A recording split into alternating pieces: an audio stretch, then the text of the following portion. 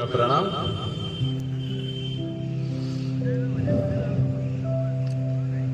कि दूसरों की परेशानियों में आनंद लेना बंद कीजिए। कि दूसरों की परेशानियों का आनंद लेना बंद कीजिए, वरना ईश्वर आपको वही गिफ्ट कर देगा। क्योंकि ईश्वर हमें वही चीज देता है जिसमें हमें आनंद आता है। अगर हमें दूसरों की परेशानियों में आनंद आएगा तो वही गिफ्ट हमें भी मिल जाएगा। एक बहुत सुंदर कहानी। एक बहुत बड़ा भक्त रहता है, भगवान की बहुत भक्ति करता है, भगवान की रोज पूजा अर्चना करता है, सब कुछ करता है, लेकिन उसकी दुख परेशानी कम नहीं हो रहे थे। उसके घर में कोई ना कोई बीमार रहता था, ऑफिस में भी उसके झगड़े झंझट चलते रहते थे। मतलब कुल मिला के वो परेशानियों से घिरा हुआ ही रहता था, लेकिन भगवान की फिर भी भक्ति किया करता था। इस तरह की भक्ति देख के लोग उसको मोटिवेट करते रहते थे कि यार तेरा सब कुछ अच्छा होगा, तू तो बहुत बड़ा भक्त है, तू तो बहुत बड़ा भक्त है। लेकिन कहीं ना कहीं भक्त भगवान से दूर होता जा रहा था कि यार भगवान तो मेरी सुनता ही नहीं, मैं इतनी भक्ति करता हूँ फिर भी मैं परेशान रहता हूँ, परेशानियों में घिरा रहता हूँ, मेरे साथ समस्याएं चलती रहती है। पर वो फिर भी भक्ति आराधना जारी रखता है, अनमने मन से ही करता है, पर करता रहता है। एक बार ऑफिस में उसके झगड़ा हो जाता है और झगड़ा इतना बढ़ जाता है कि उसको नौकरी से निकाल दिया जाता है। घर आता है, भगवान की पूजा पाठ करता है, आधे घंटे 1 घंटे तक पूजा पाठ करता है और भगवान से कहता है कि भगवान आज कुछ भी हो जाए, देख तेरा भक्त बहुत संकट में है, मेरी नौकरी भी चली गई, मेरे साथ परेशानियों का पहाड़ पड़ा है, आज कुछ भी हो जाए तुझे स्वप्न में मेरे आना ही पड़ेगा और मेरी समस्याओं का सारा निदान करना ही पड़ेगा। ये बोलता रहा और भगवान की आराधना करता रहा। कमाल हुआ, उस दिन भगवान उसके स्वप्न में आए, उसको दर्शन दिए। भक्त तो इधर भरा पड़ा था, फटाफट चालू हो गया, अपनी सारी समस्याओं को निकाल के एक के बाद एक समस्याओं का पिटारा खोल दिया उसने। भगवान सुनते रहे। फिर उसने कहा लोग इतने गलत काम करते हैं और वो फिर भी मस्ती में आराम से जी रहे हैं, मैं इतना सही काम करता हूँ, सीधा सच्चा आदमी हूँ, कोई गलत तरीके का काम नहीं करता हूँ और आपकी भी पूजा अर्चना करता हूँ, सब कुछ करता हूँ, फिर भी मेरे साथ गलत क्यों हो रहा है प्रभु? वो यही क्वेश्चन बार बार अपने प्रभु से करता है। तो फिर बोलता है कि आप कुछ भी करो, आज मेरी सारी समस्याओं का निदान करो, जितनी भी मेरी समस्याएं हैं आज उनको आप हल करो। तो ठीक है, प्रभु कहते हैं कि चलो एक काम करो। तो जो सीन चल रहा होता है, प्रभु जहाँ खड़े होते हैं उसके पीछे एक बहुत बड़ा बरगद का पेड़ होता है। प्रभु बोलते हैं कि चलो ठीक है, भक्त इतना बोल रहा है तो इसकी समस्याओं का कुछ निदान किया जाए। वो कहते हैं ठीक है, एक काम करो, अपनी सारी समस्याएं कागज पर लिखो, अलग अलग समस्याएं, जितनी भी आपकी समस्याएं सब कागज पे लिखो, उनकी एक पोटली बनाओ और ये जो मेरे पीछे बरगद का पेड़ दिख रहा है इस पर आकर बांध दो, तुम्हारी सारी समस्याएं खत्म हो जाएगी। ठीक है, बड़ा खुश होता है भक्त कि चलो आज तो सारी समस्याओं का समाधान मिल रहा है और बहुत बढ़िया, बहुत मजा आता है। फिर भगवान बोलते हैं लेकिन मेरी एक शर्त है। तो भक्त बोलता है क्या शर्त है? बोले शर्त ये कि जब बरगद के पेड़ पर तुम अपनी समस्याएं की पोटली टांगने जाओगे तो रिटर्न में, ये एक्सचेंज ऑफर है, रिटर्न में एक कोई दूसरी पोटली वहां से लेके आना पड़ेगी। तो ठीक है, अब भक्त उस समय तो इतना प्रसन्न और उत्तेजित रहता है, बोलता है चलो ठीक है, समझेंगे इस बात को। वो अपनी सारी समस्याएं लिखने लगता है, पोटली बनाता है, बरगद के पेड़ पर जाके टांग देता है। अब उसे याद आता है कि भगवान ने कहा एक्सचेंज ऑफर है तो एक कोई पोटली लेके भी जाना पड़ेगी। अब वो एक कोई पोटली उठाता है, छोटी सी पोटली देख के उठाता है कि यार इसमें समस्याएं शायद कम होगी। उठा के उसको दिमाग में आता है कि कहीं इसके अंदर किसी मेरे करीबी की मृत्यु लिखी होगी तो, या फिर वो दूसरी छोटी कोई पोटली उठाता है, उसमें उसको समझ में आता है कि मेरे को ऐसी कोई गंभीर बीमारी मिल गई तो, ऐसे करके वो जो पोटली उठाता है कि इसमें मेरे जीवन में दुख ही दुख मिल गया, तो वो कोई भी पोटली उठा के ले जाने को उसका मन गवारा नहीं करता है कि पता नहीं इसके अंदर क्या निकल जाएगा।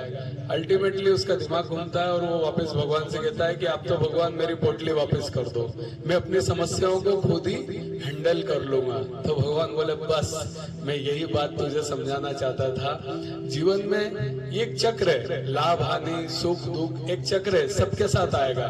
हंसकर मुस्कुराकर हमें हमारी समस्याओं से सामना करना है। इस कहानी से हमें यही शिक्षा मिलती है कि सुख दुख लाभ हानि आते रहेंगे, हम किस तरह उनसे सामना करते हैं, उस संघर्ष से बाहर निकलते हैं संघर्ष करते हुए। इस कहानी से हमें यही प्रेरणा यही शिक्षा मिलती है। एक बहुत अच्छा भजन करते हैं। सांची जोता वाली माता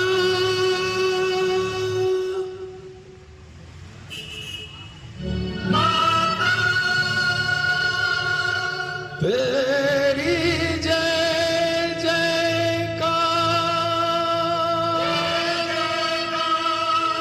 जय जयकार, जय जयकार।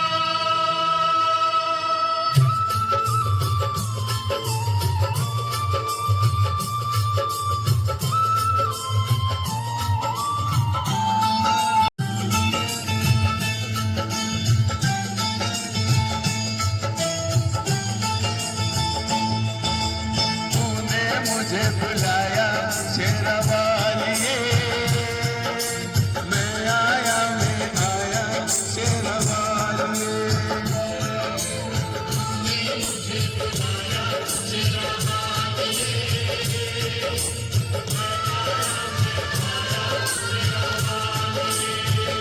ओ जोता वालिए पहाड़ा वालिए ओ मेहरा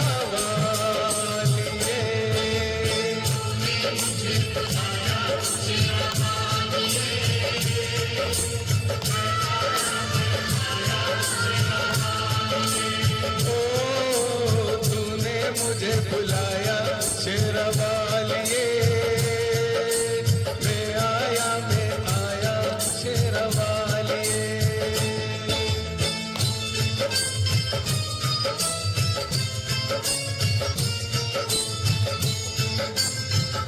बोलिए कालिका माता की।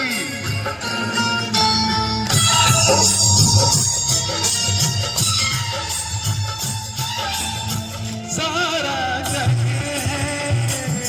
बंजारा, सारा जग है एक बंजारा, सबकी मंजिल तेरा द्वारा।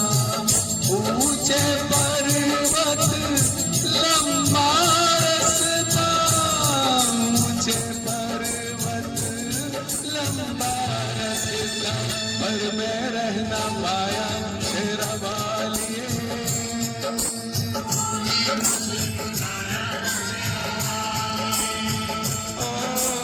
मैं आया शेरवालिए।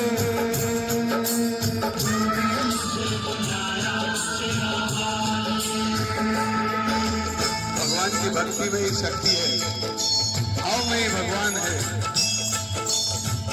कि किसी ने भगवान से पूछा कि कैसे होती है तेरी पूजा, भगवान ने कहा तू भी मुस्कुरा और दूसरों को भी मुस्कुराने दे, बस हो गई मेरी पूजा।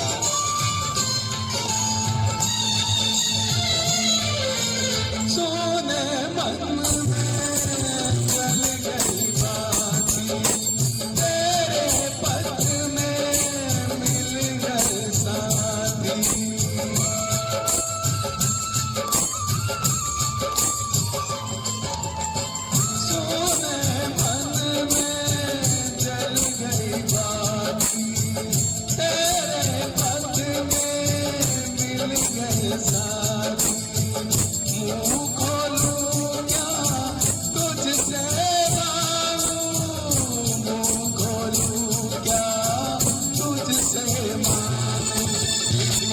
सब पाया शेरवालिए।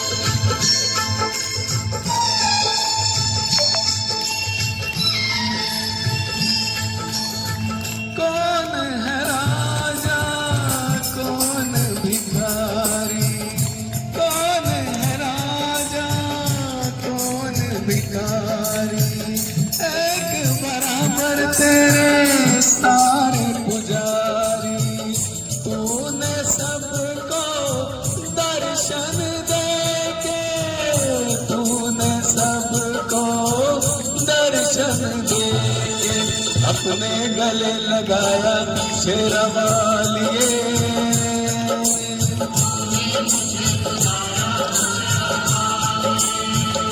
ओ जाता वालिए, पहाड़ा वालिए, ओ मेहरा वालिए,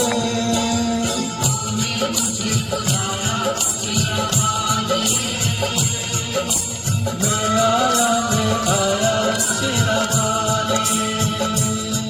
ओ प्रेम से बोलो, ओ सारे बोलो, ओ आते बोलो, ओ जाते बोलो, वो कष्ट निवारे, वो पार उतारे, मेरी माँ भोली भर दे झोली, वो जोड़े दर्पण माँ दे के दर्शन।